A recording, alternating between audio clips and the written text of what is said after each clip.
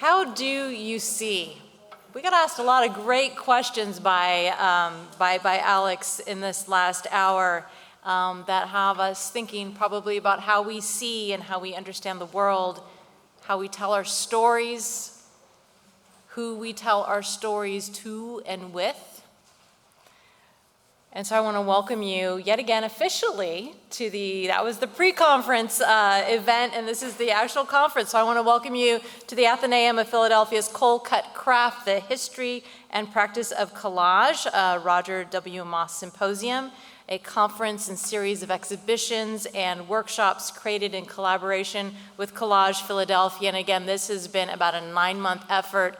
And tomorrow Jake is going to talk a little about Collage Philadelphia and introduce you to the people who were engaged on his end, on our end, all the staff that you see around with the blue name tags. Every single one of them have put in hundreds of hours over the last months on making everything work for this. And so make sure, if you're enjoying it, to thank whoever you see, including Collage Philadelphia and Athenaeum staff and volunteers. Who have helped this come about. Again, I'm Beth Hessel, the Executive Director of the Athenaeum, and our staff and our board are all so delighted and thrilled to have all of you here with us this afternoon and tomorrow. As a member-supported library that nurtures curiosity, creativity, and community through reading, research, and programs, the Athenaeum is always delighted to present a unique season-long exploration of collage. The symposium and exhibits are funded by our Roger W. Moss Symposium Endowment Fund, which is intended for symposia that focus on the history of art, architecture, design, and cultural history that complements the Athenaeum's collecting interests or addresses issues relating to the history of our national heritage, which I think as you listen to the conversations and talks that you're going to hear today and tomorrow, collage, as it is being practiced, addresses questions of our national heritage and our global heritage. And they're intended primarily for the education and enlightenment of art history scholars, students, and knowledgeable persons. Raise your hand if you think you fall into that category. Everybody, hopefully. You're a student? Hopefully we're all at least students for life, even if we don't feel knowledgeable, as Alex said himself so winsomely. Further support for these programs has generously come from our sponsors at Poor Richard's Charitable Trust, PNC Institutional Asset Management, Cull, and Blick. And we're so grateful for their support in allowing this to happen. This weekend's amazing lineup of speakers and panels, along with our exhibit, will plumb these questions that we have been starting to ask and others through the lens of collage. Artists, teachers, historians, and activists are joining us from Philadelphia and around the US and across the world over the next 2 days to enlighten and challenge and surprise us. So we mark the official opening of this symposium with a keynote from one of Collage's leading historians, and we will end the evening after his talk with a reception across the hall in the reading room. So I hope you will stay for more conversation with one another over a glass of wine and some nibbles, and so please join us for that.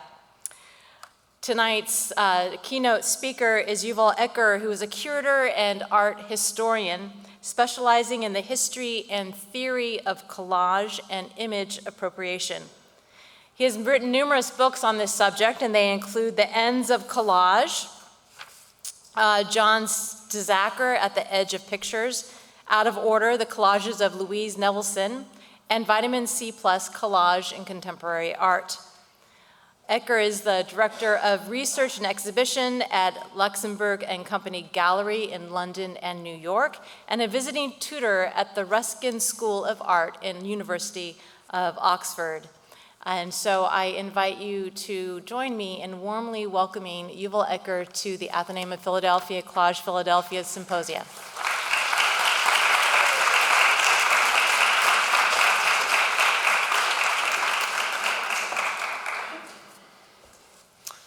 Thank you.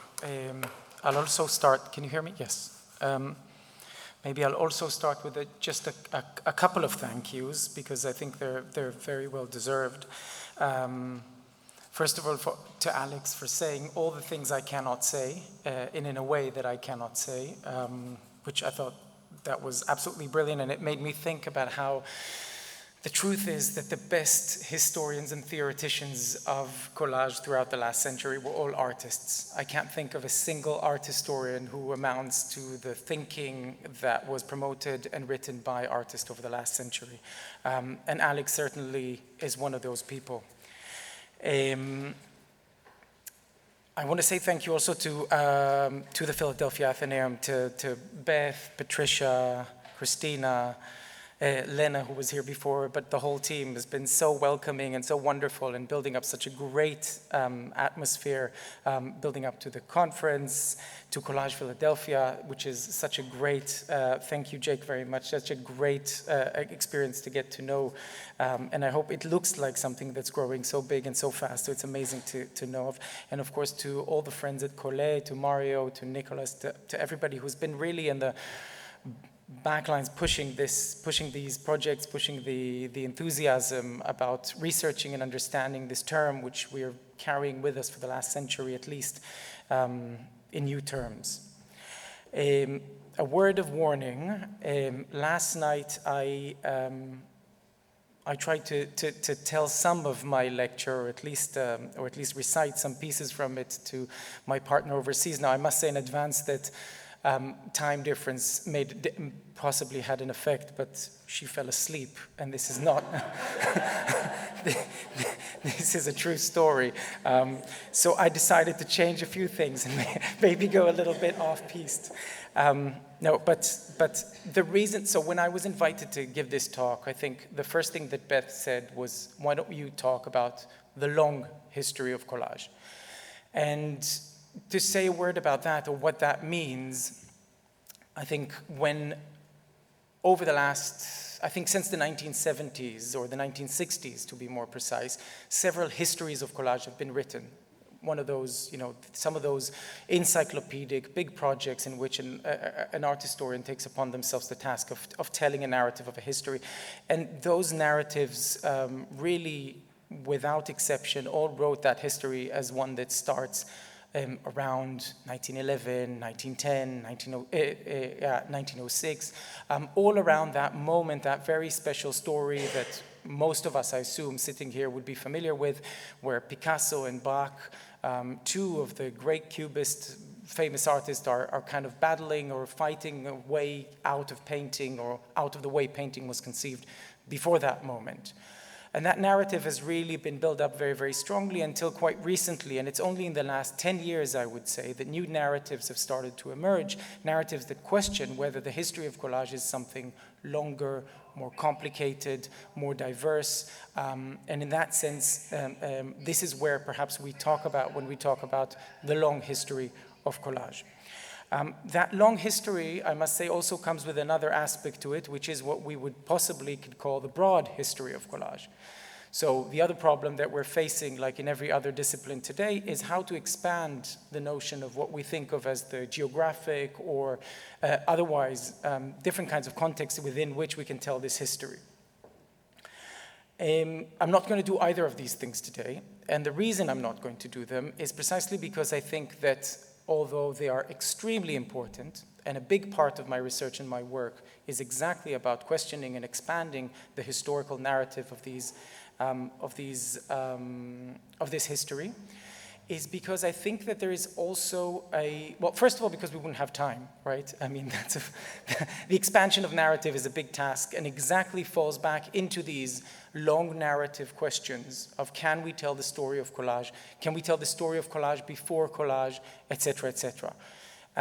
So if not the long and not, I actually do have one image that I decided to bring in this context, which is probably one of the first dating pieces of cut paper that we know of And it brings us, because what you're seeing here is it was found in a tome in Xinjiang, and it's dated back to the 7th century, and it's meant to be a decorative fold-out that was already done using methods of folding the paper, cutting it, as you will see, both with very beautiful circular cuts, square cuts, so kind of different types and different methods of application, an extremely elaborate piece of work to see from the 7th century.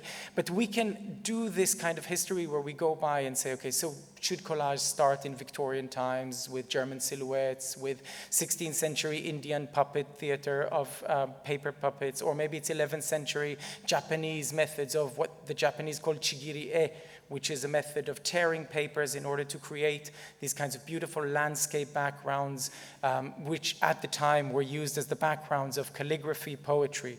Would it be these Chinese cutouts of the 7th century that were found in tombs and other prestigious places and were preserved so beautifully?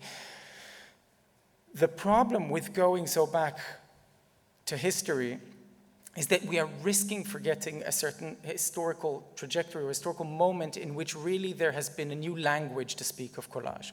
So what I'm going to suggest today is to start with a question that is actually very much temporal to the conventional and familiar narrative that we have of collage. And I'll read this little passage, which was written in what is usually considered the first theoretical text, or the first critical text about collage. It was published in 1930 by a gallery in Paris called Galerie Goemin. And it was written by Louis Aragon, a poet, a thinker. Today we'd probably also call him a curator. And he actually curated this exhibition that was called The Challenge to Painting, La Peinture au Défi, or In Defiance of Painting. We can also translate the title this way. And that exhibition in 1930 is probably the first kind of Parisian exhibition to actually focus on the practice of collage making. And he writes this question in this beautiful long text that we can analyze forever. Where and when did collage appear? Despite the attempts of several of the very first Dadaists, I think we must pay homage to Max Ernst, at least for the two forms of collage that are furthest from the principles of the papier collé, the photographic collage and the collages of illustrations. So, the first thing we see with this interesting and tiny little passage is that Aragon is basically in distinguishing collage from whatever it was that Picasso and Braque were doing in 1911, 1910, which he calls papier collé, and this is what they called it. The term collage in 1911 was not yet used. If it was used, its only known use in the 19th century is actually in French to depict an extramarital affair. So when people would have these relationships, they would say they were en collage. But the papier collé, the pasted paper, is probably the first term we're seeing around Picasso and Braque, and that is one term we see here. The other term that's hidden here is probably the photographic collage, what we often term as maybe photocollage, and a third term that we could call the collage of illustration is what I think Aragon would really refer to as collage. But there's also here, despite the attempts of several of the very first Dadaists. So I think what Aragon is pointing towards is what we now call photomontage, a certain kind of practice that was emerging among artists in Zurich, Cologne, Paris, Berlin, who were really associating themselves with a term that was pre-surrealist, pre this moment that we're looking at here in 1930, and was very much associated with the idea of building something. And they saw themselves as monteurs, as people who build, who construct, who make a connection. Now, the reason I'm putting this up here is not because I want to argue for that moment or as such, but actually, in order to say, there are two things that come up from Aragon and that for me were very, very instrumental in the way I started thinking about the history of this narrative. And they are, one, that Aragon is clearly asking a terminological question about what are the terms that we can start talking about this practice, and noticing that this practice or this term is a new term. And the second is the fact, and that's implied by this terminological question, is that collage is actually, could be answered by maybe pragmatic questions rather than narrative questions. And I'll explain. I think that when we look at the history of collage, and this is precisely what I've been doing in my research over the years, is that instead of looking at it as a practice that should be understood in a very coherent sense of, for example, what does a collage look like? What does it consist of? Does it consist of paper? Does it consist of glue? What's the difference here? What's the difference there? The bigger question we can raise, perhaps, is what collages do. And that's been my question all along. How do we think of collage as an event? Rather than thinking about paper and glue and materials, can we think about this moment of meeting of papers, meeting of images, overlapping, concealment, all of these gestures in active, pragmatic terms?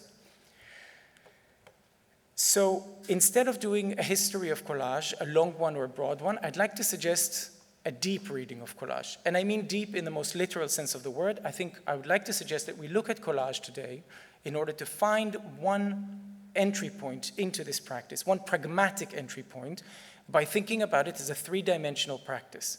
A practice that inevitably includes the putting of something against something else that has that tension of spatial difference. And the idea behind this is really that when we think about collage, if we abandon for a second that narrative of going long to the back to the history, but instead started thinking about how do we actually make connections that might be stimulating, that might be active, we might find that all of this history falls in there, but every time through a different trajectory.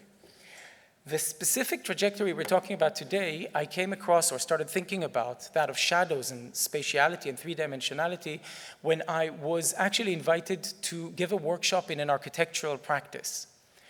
And we were looking at a bunch of collages that were done by architects throughout history and were done by architects in order to imagine, create sketches, run conceptual ideas, renderings, present to clients, competitions, but sometimes also just to think or to create. In this instance here, we're seeing this beautiful collage by one of the most prolific collage architects, to be honest, and that's Ludwig Mies van der Rohe. And this is quite a late collage for him in 1954. He's been making collages really throughout the 30s, the 40s, and 50s to try and think about his projects. And as you can see, this sculpture garden is, on the one hand, clearly a very honestly thought through, but on the other hand, it contains a lot of elements that feel a lot more creative, a lot less rigid as an architectural plan. But I remember what struck me was precisely this image because it felt like it had a very strong sun, and that's probably just in my head. But then I wondered why this sculpture under the sun doesn't have a shadow behind it. What is it about this collage that, despite the only attempt to create three-dimensionality here is in the very traditional perspectival kind of method of linear perspective with the lines on the ground, but actually no shadows are existing here, as well as in this presentation by Rem Koolhaas in 1997, who was presenting a series of collages to the Museum of Modern Art as part of a competition to expand the museum. And here too, and it's hard to see on this slide, but if you see the actual high-resolution image, there is a slight shadow, but a very, very technical one that's been applied to each figure who's standing in the picture, and they have kind of a little bit of a background behind them. But again, that kind of abscess stood out. And when I asked the architects, why do you think is it that we've looked at about 50 collages today and none of them had shadows included in them? The answer, one of them said, was, shadows are complicated. And then I asked, what do you mean by that? He said, shadows are complicated, unstable, and mobile. They move all the time and would be misleading if included in a sketch or a rendering. It depends on the time of day, it depends on what we're doing, they're disruptive to the client, they're so impractical. And so I think that stayed with me for a while, but now recently when I started thinking about shadows again, I felt like there is more to be done here, and particularly because it seems like collage is really a medium or a practice that sits in the three-dimensional sphere.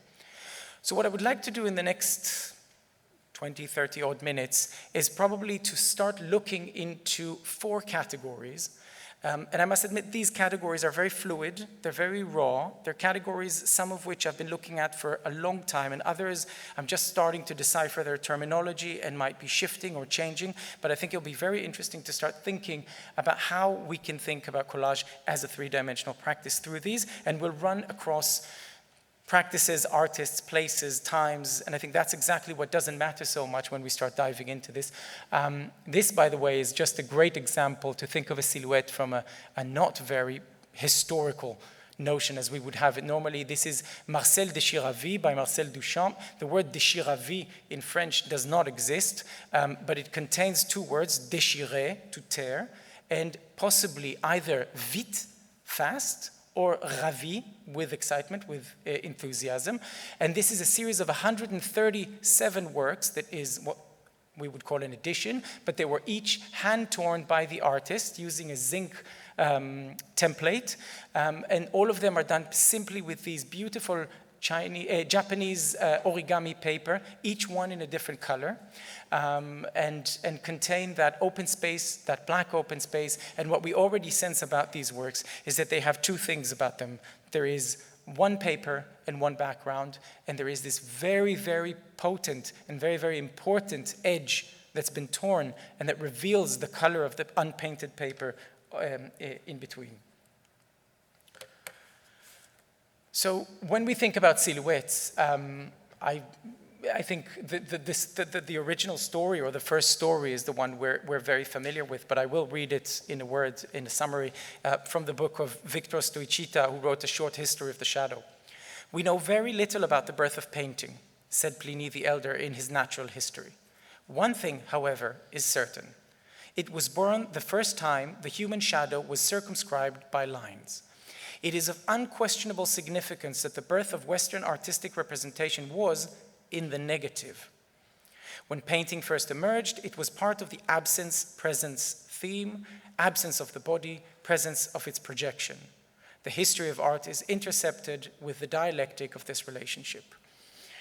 So we're looking at, obviously, the history of painting, not the history of collage, but we're talking about this historical moment, this prehistorical moment almost, as the cast shadow, the first transition of an image from one place to another is actually happen in light, through movement, from one place to another. There is a certain casting of shadows, a certain movement.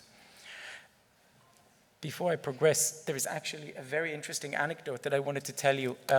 If anybody knows the origin of the word silhouette is a really interesting one, because the silhouette is actually not a term referred to a practice, but to a name of a person.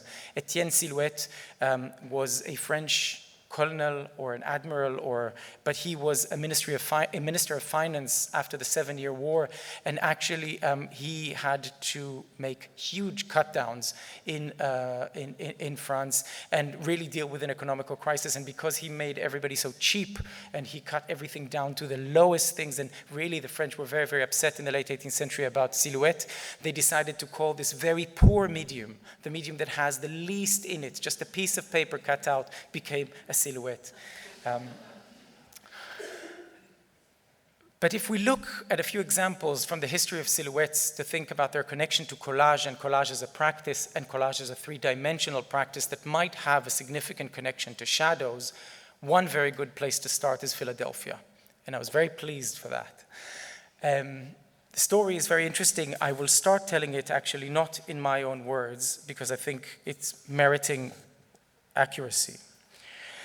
Moses Williams was born in Philadelphia in 1777 to enslaved parents, Scarborough and Lucy William.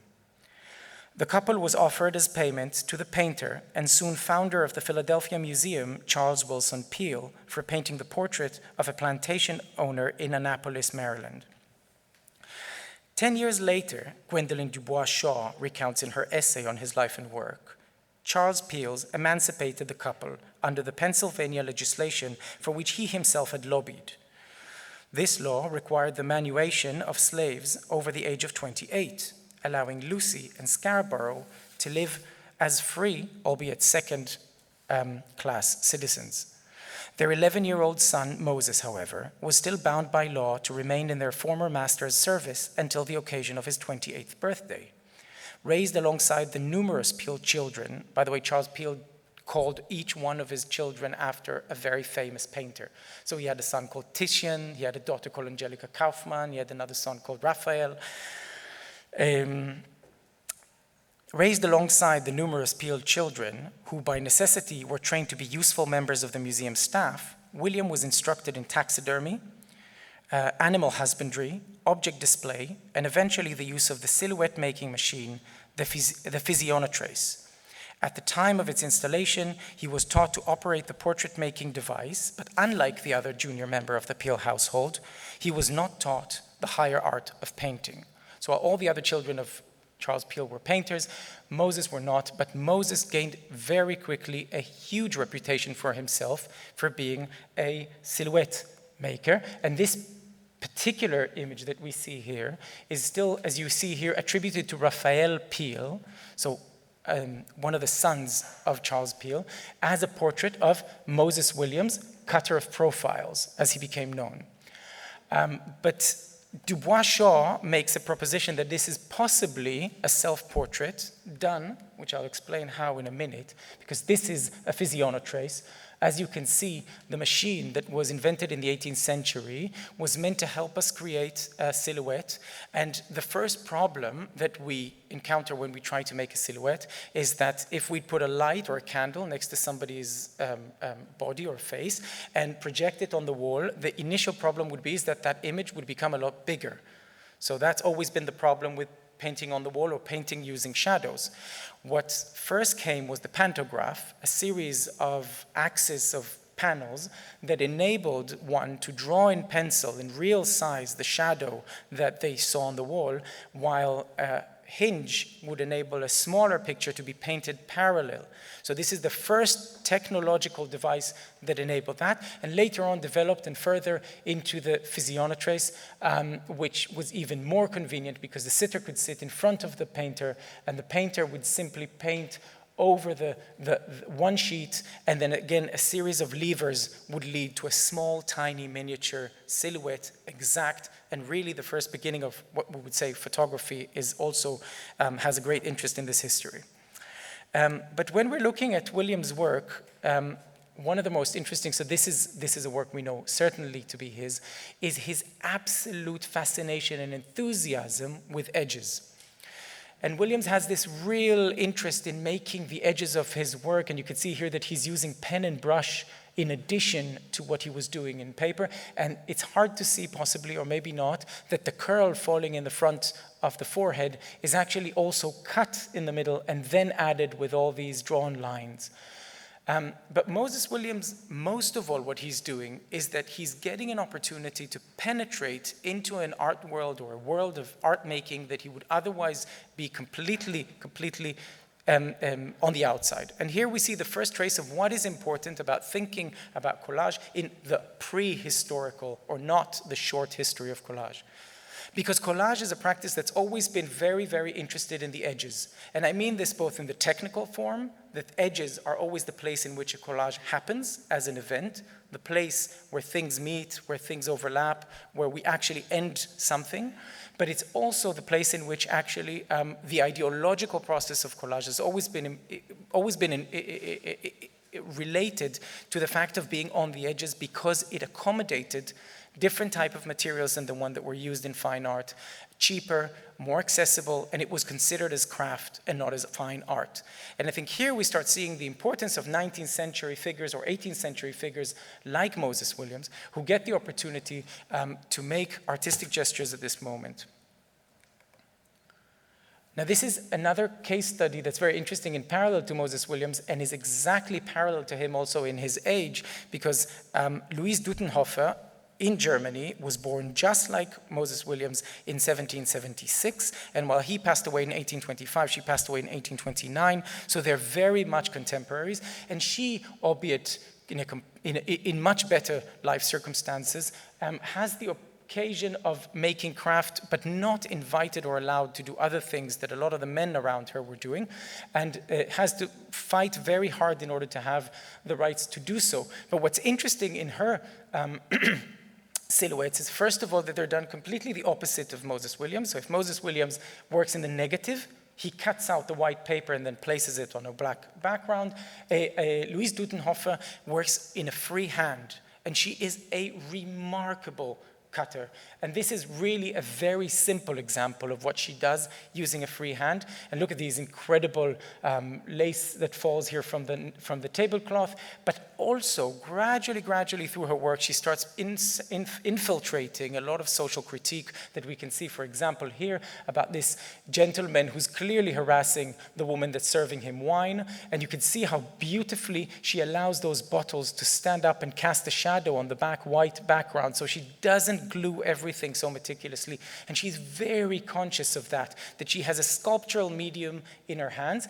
And the person on the right, I'm almost positive, should be her husband, Friedrich Traugott Dutenhofer, who was an engraver, but she often thought she was very not fond of him, to be honest, and she very often depicted him crouching over his table.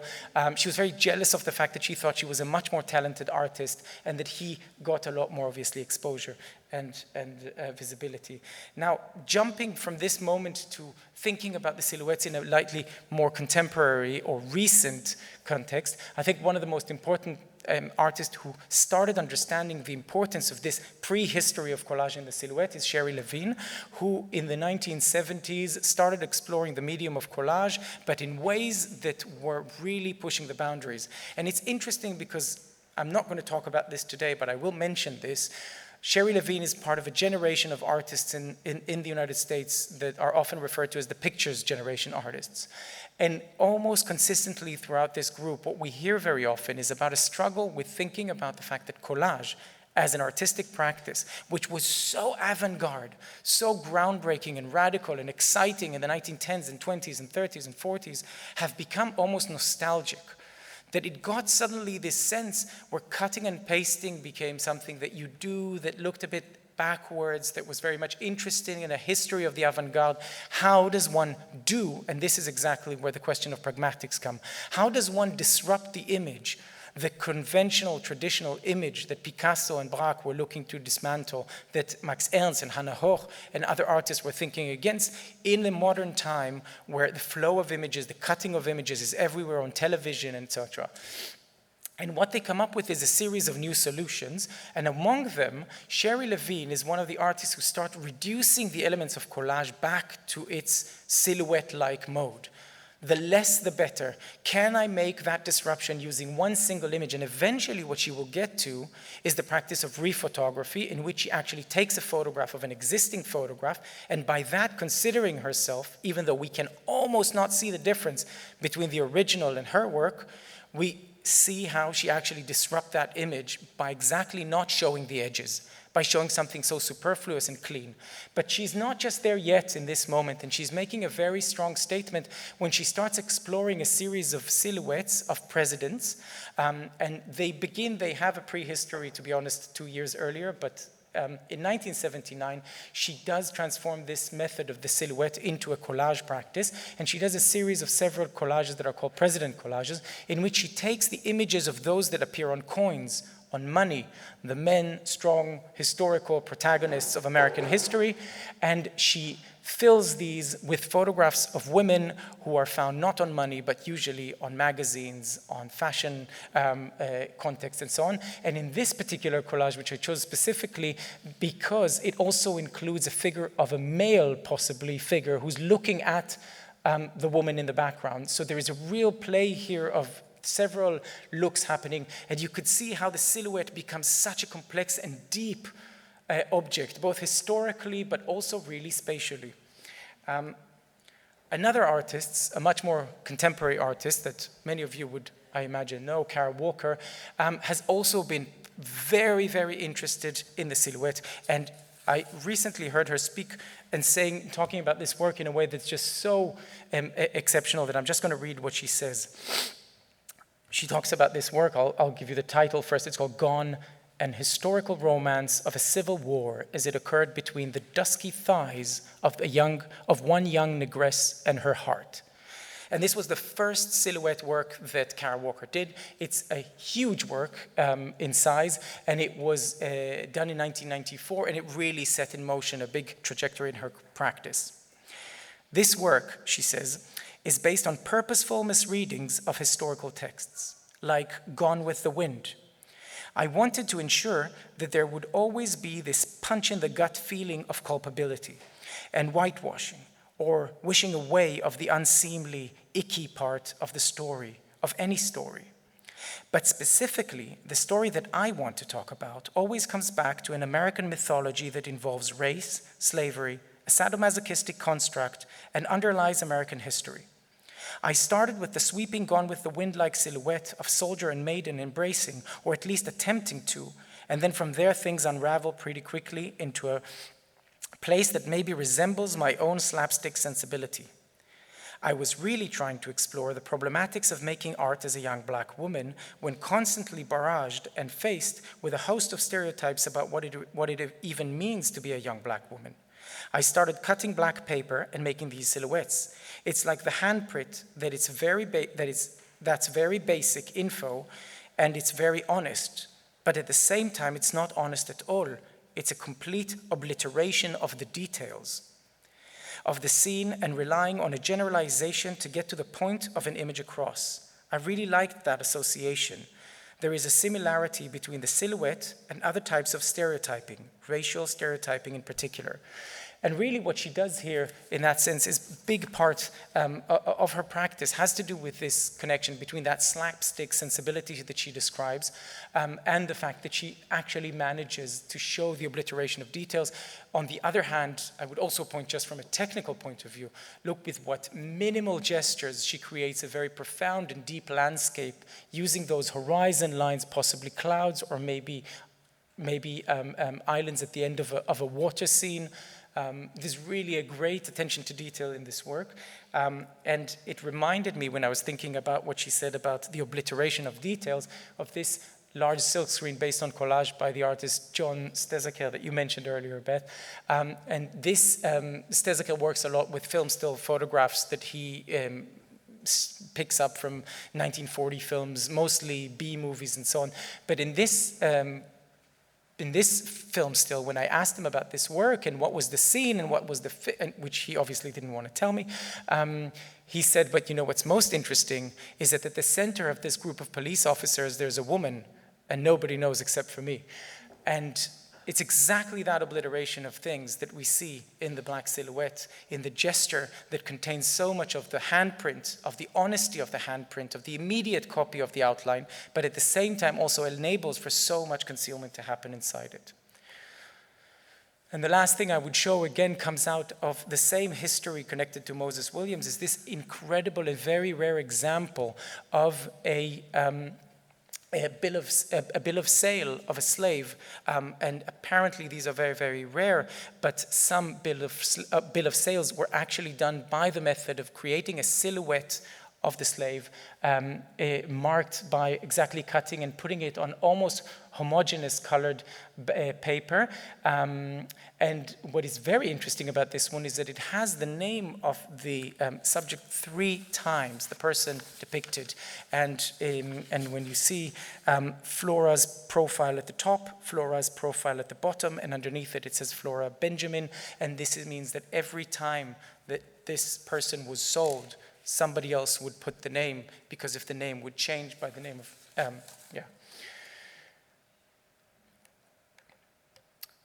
So if the silhouettes probably give us a first notion about control, about the ability to control narrative, to open it and close it, I'd like to talk about another characteristic that comes from the 3-dimensionality of shadows.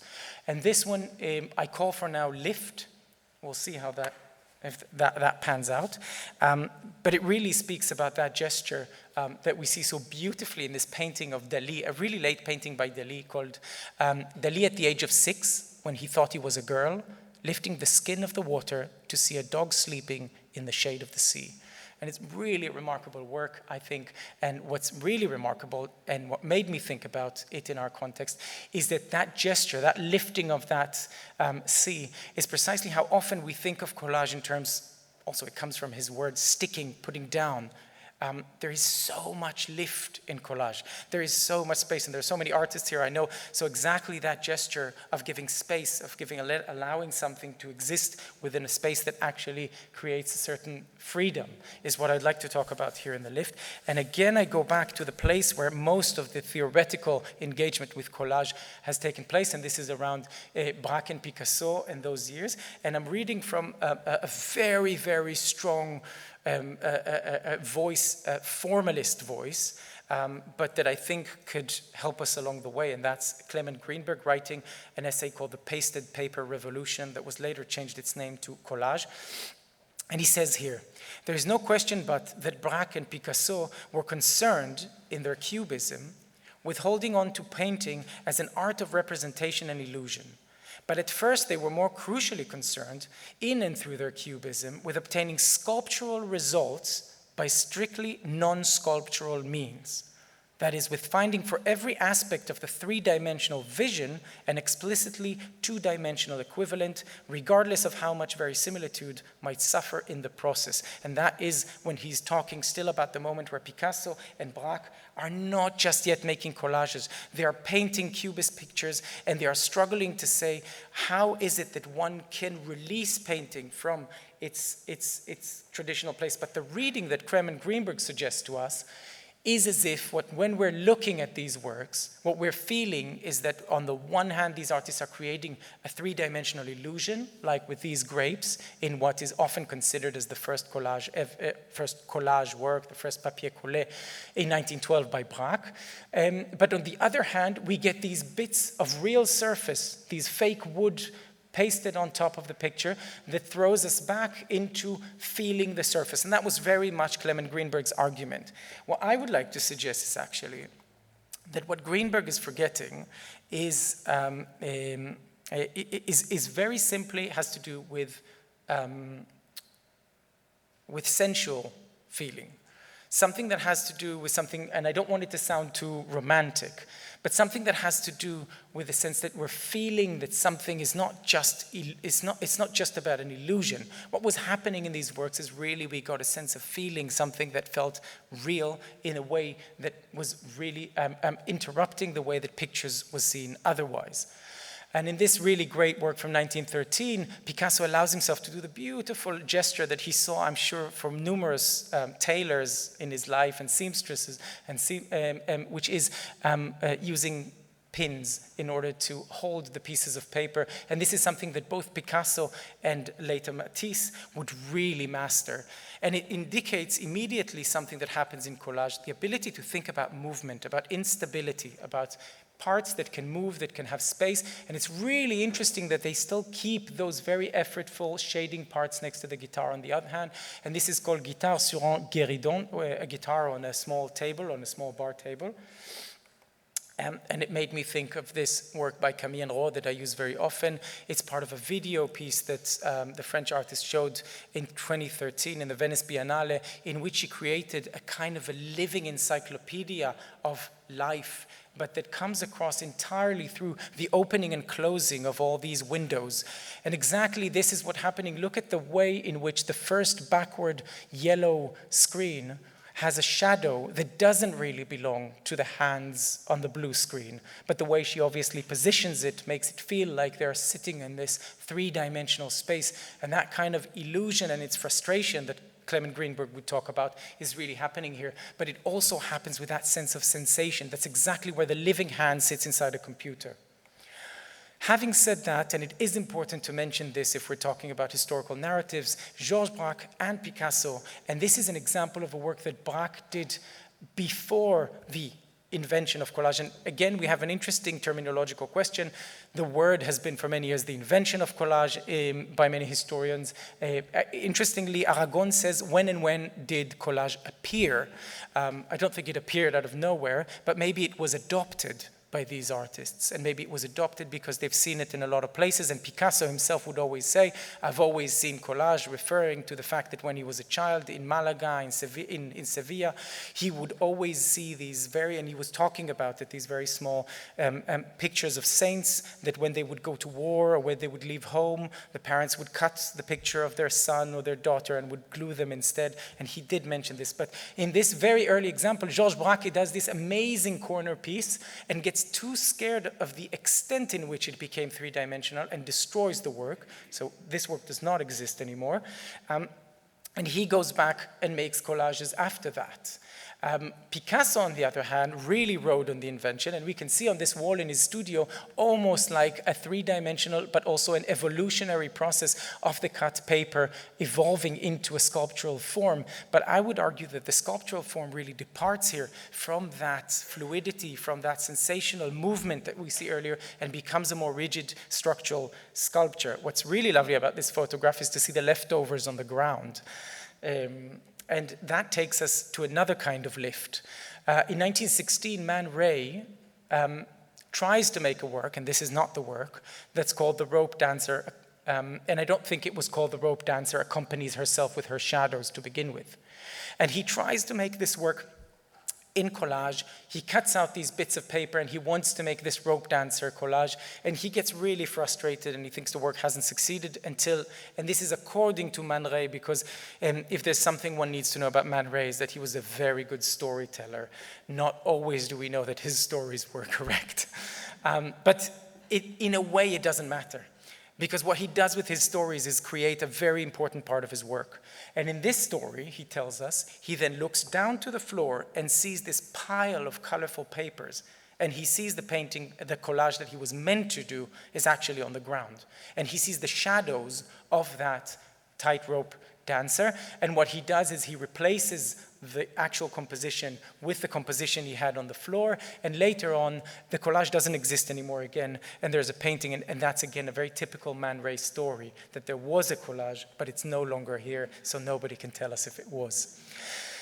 So we talk about lift, but can we talk about fall? This is Jean Arp. I'm sorry I'm showing a black and white image, but I'm doing it on purpose, and you'll see in a second, of one of his many attempts at doing what he called collages arranged according to the laws of chance.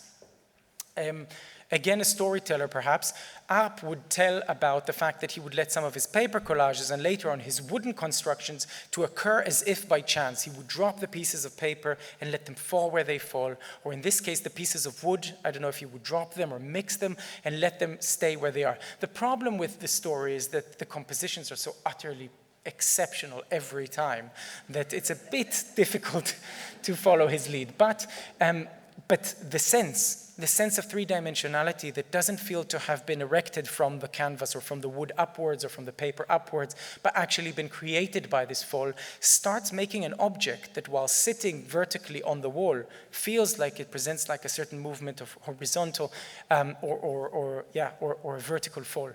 And this is a much later work, and if you look carefully, for example, at the large piece at the bottom and go back here, you'll see that this is made out of a photograph of that very exact same relief. And this is what Arp calls a collage trompe-l'œil, which he is basically doing by tearing an example of his own work and dropping, allegedly, the picture from above. There's one more work here that I always think about in this context from a much more contemporary context, and that's Jack Goldstein, an American artist. If we spoke of the Pictures generation, Jack Goldstein was the Pictures generation artist, and it is called The Chair. And in this work, what he does basically is shows a black chair sitting, a very sculptural element in a black room, and gradually these feathers, or white or colorful feathers, which for a long time I thought were pieces of paper, just fall down and gradually position themselves on the composition. The last thing to say, perhaps, about that gesture of lift is the possibilities of working inwards and outwards, digging into the composition and making it repeat on itself and work on itself. And Hannah Hoch was a great artist to do this. What she would do in this work, for example, The White Cloud, is that she would cut out pieces from the composition to create the cloud, but then use them in other places to fill in. And that funny, nice rain or snow drop that comes from this cloud onto the ground is also, again, precipitating with a movement that feels to have two types of orientation. A third category that might be worth exploring in this context is what really has a way too long title at the moment. It's non-displaceable signs. But I'm stealing it from somebody else, and I'll explain in a minute. The idea is that the shadow, in reality, is something that is non-displaceable in the sense that it is connected, it is ephemeral, it happens when it happens. You cannot exchange a shadow, you cannot move it around, you cannot give it to somebody else. You cannot hide it. A shadow is a very impossible detached element. And this is why this maybe painting by René Magritte from 1928 is so potent here, in which actually Magritte takes the liberty of taking these two blotches of paint and giving them whatever indexical name he wants. One of them is a mirror, the other one is a corps de femme, is a body of a woman, but the shadows, allegedly, are irreplaceable. And so this is what Dennis Hollier writes when he writes about surrealist shadows. He says, cast shadows are the very exemplar of a non-displaceable sign. Rigorously contemporary with the object it doubles, it is simultaneous, non-detachable, and because of this, without exchange value. It is only cast on the spot without the possibility of a proxy. And I think that's a very interesting thing to think about when you think about collage in 3 dimensions. And obviously, Philadelphia feels like the city of Duchamp because there are so many of his works here. This is considered to be Duchamp's last canvas painting ever. He did it in 1918, very early in his career, but this is the moment where he separates himself from that practice, from that medium, and in it, it's called tu me.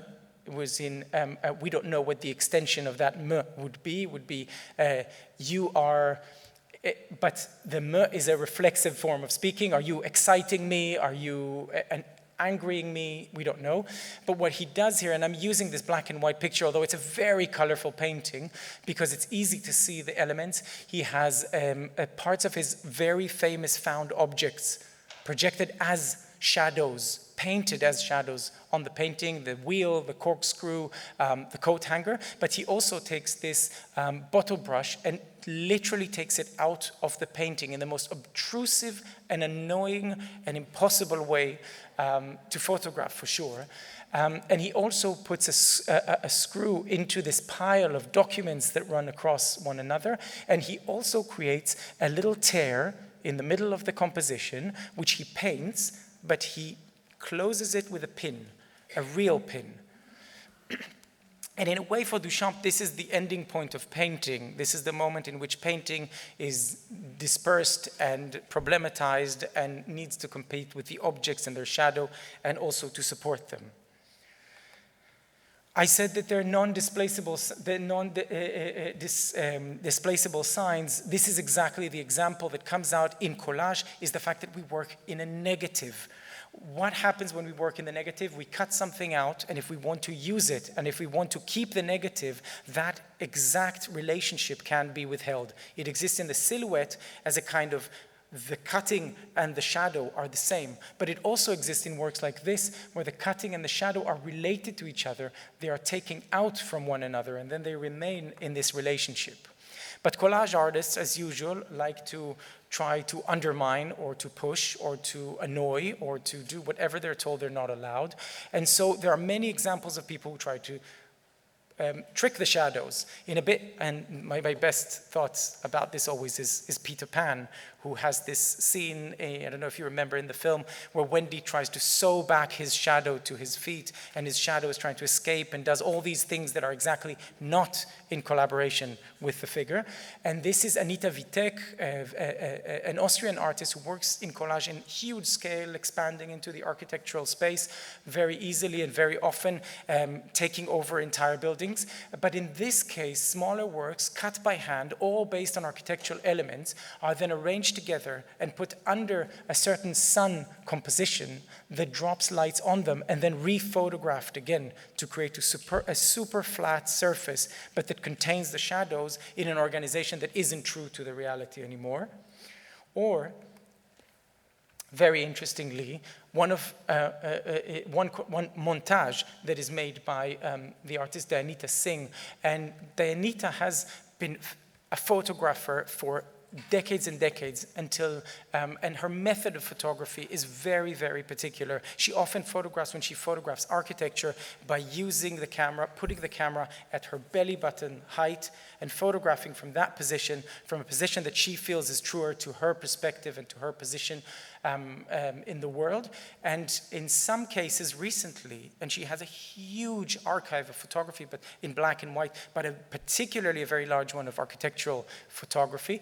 And she is very knowledgeable about the places and the history, the architectural history she goes to. She works in the sense of trying to combine seamlessly almost 2 or sometimes 3 architectural spaces. What we see here, and I've asked her personally, I wrote her an email and asked if I could mention the specific places she includes in this photograph, in this montage, but she usually does not say these. On the right, on the left, we see a traditional ryokan in Japan. In the center, we see Le Corbusier Center in Chandigarh, India. And on the right, we see Kandalama Hotel in Sri Lanka. The division of the spaces for her in this case is so much inclined with understanding the movement of space, the shadows, and it really is actually the way I called this talk In Praise of Shadows, is because I was remembered through this beautiful work of this amazing book called In Praise of Shadows by Tanizaki, and I'd like to read this passage because it really connects to her piece. Were the shadows to be banished from its corners, the alcove would in that instant revert to mere void. This was the genius of our ancestors, that by cutting off the light from this empty space, they imparted to the world of shadows that formed there a quality of mystery and depth superior to that of any wall painting or ornament. The technique seems simple, but was by no means so simply achieved. We can imagine with little difficulty what extraordinary pains were taken with each invisible detail, the placement of the window in the shelving recess, the depth of the crossbeam, the height of the threshold. But for me, the most exquisite touch is the pale white glow of the shoji. The shoji is that screen, the Japanese screen in the study bay. I need only pause before it, and I forget the passage of time. And I think this is exactly the passage of time that I started thinking about when we talked about non-displaceable signs, is that ephemerality, that a shadow exists in time, that a shadow cannot be exchangeable. And that's exactly what's interesting about it. And so we move to the last category of our talk, and I hope I'm not taking too long. Yeah, it's going to be a short one. And that's the double, and that's maybe a conclusive one to think about the way that collage act. This, by the way, photograph depicts, is a work by Hans Arp from that very same exhibition and catalogue I presented in the beginning by Louis Aragon in 1930 at Galerie Goemin. And what we see here is probably Arp taking a photograph or being photographed, holding a piece of paper quite large with a hole in the middle and his finger in there. And on that piece of photograph, he then pastes this similar, almost identical shape, or possibly the opposite of it, over his head. So again, this kind of labored rephotography process, but in which we see exactly the problem of the double, that the double doesn't want to behave like the thing it is identical to. And this work by Francis Picabia from 1927 called L'Ombre, the shadow, is done in a very large scale comparatively. But what's really exceptional about it is that it's done with cellophane. And what Picabia does is that he copies the silhouette of this figure that is otherwise with this leaf on his, that is probably making it look like Adam, maybe in the scene, or some kind of a primordial man, to be replaced with something that feels so different, so threatening and shadowy and Nosferatu-like. And the same he does with this butterfly, which I thought, what a brilliant idea to choose a butterfly, the one animal that has two sides that are identical to each other, that feel again like this doubling. Similar cases happen with many artists, that they understand the way that the paper behaves as a doubling. In this case, we're looking again at John Stezakel, Recto Versa from 1980, in which, again, a mistake brought to this word. He cut out the back of this page, which was a silhouette of a man for another work, and then turned it around and saw this face of a woman looking in the same direction and said, bingo. The idea of thinking about the silhouette, the cutout, the sculptural space that's created through the shadow resonates with a huge amount of artists. And I was wondering whether I should expand this discussion to go through into installation work and so on, and I think Alex actually did a great favor here by addressing some of that, places that I decided not to go towards. But very close to that is this exceptional example of Marcel Duchamp's work called Door for Gradiva. This was a gallery that was owned for a few months by André Breton, and he asked Duchamp to do the door or the entrance decoration, and he did this cutout that people would walk through this space. And the gallery's name was Gradiva. Gradiva is the name of the protagonist in a book from 1902 by Wilhelm Jensen that was very influential on the Surrealists, particularly because Sigmund Freud wrote an interpretive text about that. Gradiva was an invented name for a figure that was based on a Roman relief of a woman who could walk through walls. And this idea was really appealing to the Surrealists. And I wanted to conclude this talk by getting into this question of thinking about walls and doors and shadows that seem to have a connection to one another. And this beautiful section, again by Dennis Hollier, where he talks about what difference is there between a shadow and a door. Both of them interrupt the wall, but there are two distinct interruptions. But these are two distinct interruptions. The shadow leaves it intact, while the door pierces it. Shadow on the wall, door in the wall. Shadows don't breach walls, but a body doesn't breach its shadow either. And this made me think of a very recent work by Christian Markley, an artist who'd probably be very happy to be presented in front of a very large clock, because you might know him for a very famous film he did called The Clock, but his interest in simple mechanisms that he converts into the subject, analog basic mechanisms, the clock, door, telephone, that he unfolds into both physical sculptural objects, but also to cinematic montage films like this one. And in this film that was just released 2 years ago, Christian is doing basically piling together numerous scenes from films in which one person opens a door, and when moving or cutting to a second scene from the opposite side of that door, showing something from a completely different film. So the transition from one film to another happens through these doors that always have a meticulous attention to which direction does the door open, how quickly does the figure enter, how fast, but that transition from world to world becomes a certain kind of transition through time, but also through space in an incredible way. And to give one last example of this kind of practice, this is Jo Israel. She makes exceptional works using exactly that materiality or the ability of the image to transgress its space. And these are a series of works that she's done in the last few years called after images. And the after images are the result of hundreds of years sometimes of images sitting inside books that she identifies that what happened in a very odd chemical process in books that have been closed for possibly a century is that the image of a certain picture just literally crosses onto the back page or the front page. And suddenly, in a book, you'd find this image emerging from another place. It literally travels from one page to another. That crossing over, that movement is really the movement of the double. So maybe if I go back to the very start and to those architectural drawings, I would say, indeed, shadows are double-sided. They can be rigid and ephemeral, shielding and scary, concealing and see-through.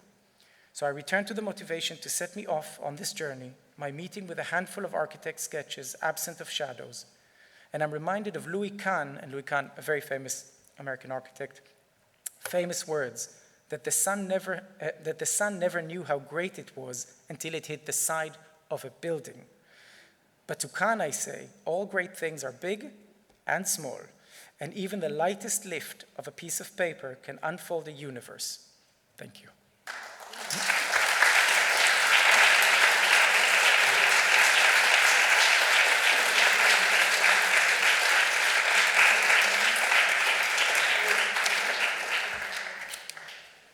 So I know that's a lot and very fleeting and still very raw, but if anybody has any questions, we have time for 1 or 2 questions. I know I went a bit long.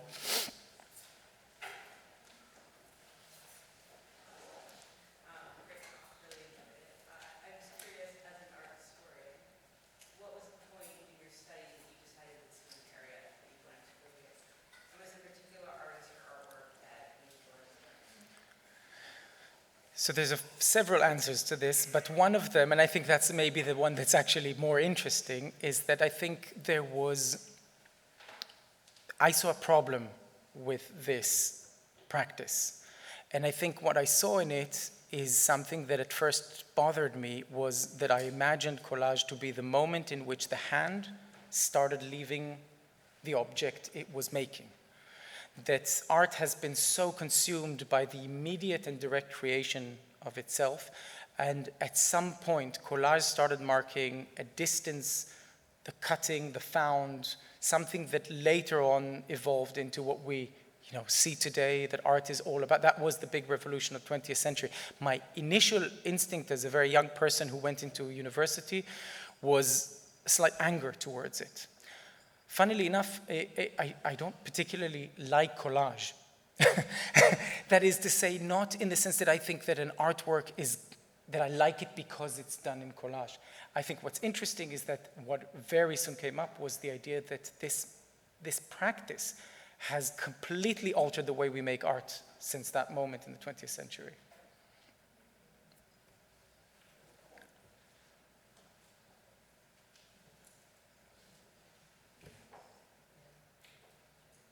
Anything?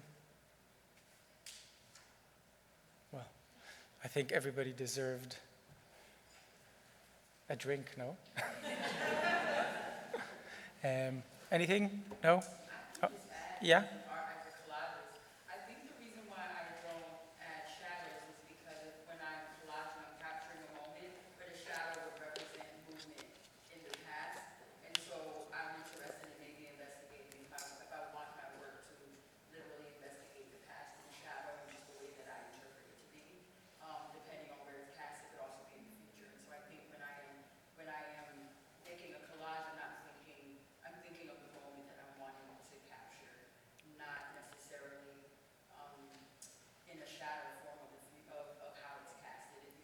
Yeah.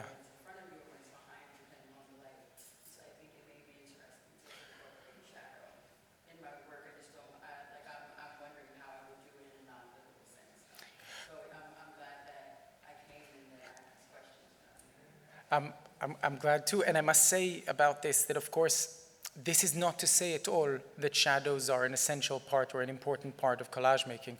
I suppose and this is talking more clearly about this idea of a pragmatic approach, an approach that tackles collage as an event, is that all these entry points, I think, are just a lot more productive. And one of the things that dragged me into this was to think about exactly the problem that collage is not, it has a lot of depth in it. And so shadows are one way to enter that depth. But there's a lot of question about flatness and depth in collage, and I think that very often it seems, because it's so minor, that maybe it's not worthy of the discussion. But every event in collage is minor. It's often very much exactly about the distance of one paper to another and so on. So this is one extension. I mean, a lot of my favorite artworks in collage are not, I completely ignore that. And that's also an effect, but yeah. But thanks, yeah. Yes? It's interesting because I'm the complete opposite, and I like adding shadows. And sometimes I'll add them when they weren't in the image originally. Sometimes they'll be a part of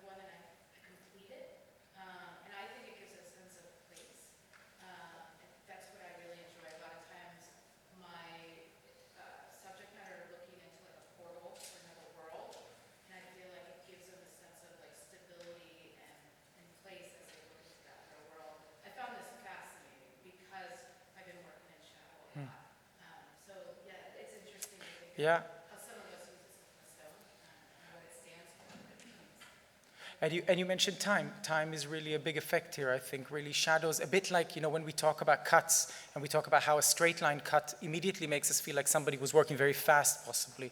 And when we see a curved cut, we can almost feel the sense of time going on into that gesture. And I think this is, again, going back to that thinking through action. And then when we think of tears, tears, there are delicate planned tears like we saw with Duchamp, but there are also tears like Lee Krasner, who goes with so much action and activity and gesture. Yeah. Yes, Martin. Is there a book in the works? And I understand you've written by and that kind of thing, but is there a very specific scholarly volume? Yeah, about what collages do. Yes. It's just. And when would we expect to see that? It's just a process. It's a hard one. I have a boss here who will tell you that I don't have time. Yeah, but it's something that's been building up. Yeah. Should we? Yeah. Thank you very much. And we'll. There's one more question, or no? Maybe. I just wanted to, I think it's really surprising and provocative to kind of start this with a question about collages made by architects. And, it's so related to this question what collages do.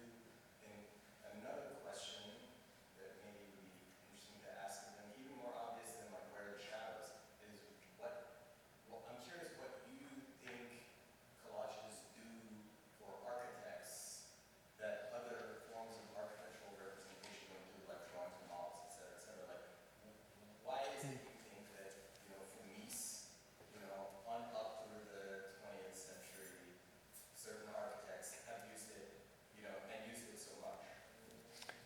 That's a great question. I'm also not sure I have an answer to this so much, because I think, to me, funny enough, architectural collages are mostly interesting when they're completely futile, in the sense that they do not behave like plans or like renderings, but when they show a thinking process, I suppose, about weight, about something that really understands the way that collage could use that sense of fall, that sense of gravity.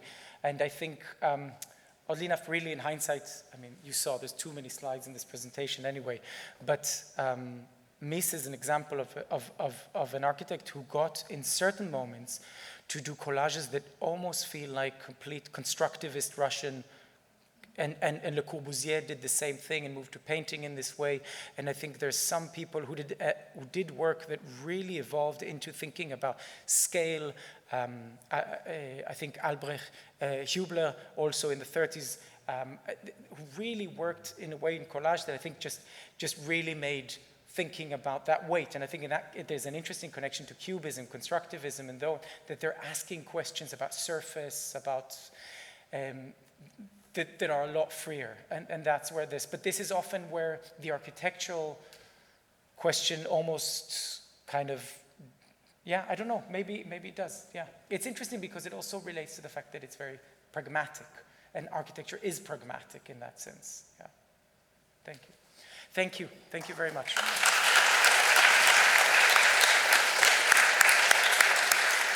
Thank you, Yuval. I feel like we've had a great start to this symposium, that we all probably have so many questions, which is a great opportunity to go to the reception and continue the conversation. And tomorrow morning, our doors open at 8:45. We'll have coffee and pastries here for you. If that's your idea of the ideal breakfast, then come hungry, because we'll have plenty. And the symposium will start at 9:30 with, I think it's our national panel, talking about collage collectives and the making of art.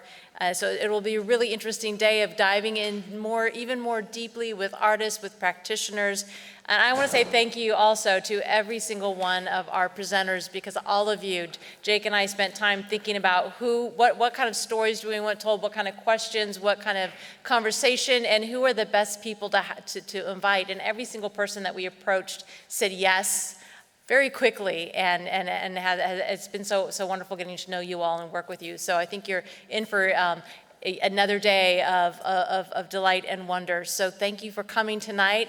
Come join us in the reception, and then see you tomorrow morning at 8:45.